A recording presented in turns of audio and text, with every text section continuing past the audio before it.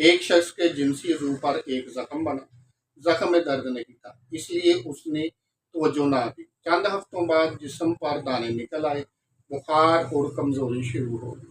یہ عطشت یعنی کہ سفلس ہو سکتی ہے۔ یہ بیماری ٹریپونیما پلیڈیم نامی بیکٹیریا سے ہوتی ہے اور جنسی تعلقات کے ذریعے پھیلتی ہے۔ شروع میں صرف ایک بے درد زخم ہوتا ہے، لیکن بعد میں جلد، اعصاب، دماغ اور دل بھی متاثر ہو سکتے ہیں۔ تشخیص کے لیے TPHA اور VDR جیسے ٹیسٹ کیے جاتے ہیں۔ بچاؤ کے لیے جنسی تعلقات اور بروقت ٹیسٹنگ ضروری ہے۔ ہومیوپیتھی میں سیفلینیم، مرگسال اور نائٹرک ایسڈ بعض مریضوں میں علامات کے مطابق استعمال کی جاتی ہیں۔ یاد رکھیں، عطشت ایک سنجیدہ بیماری ہے اور اس کا معیاری علاج ڈاکٹر کی نگرانی میں کروانا ضروری ہے۔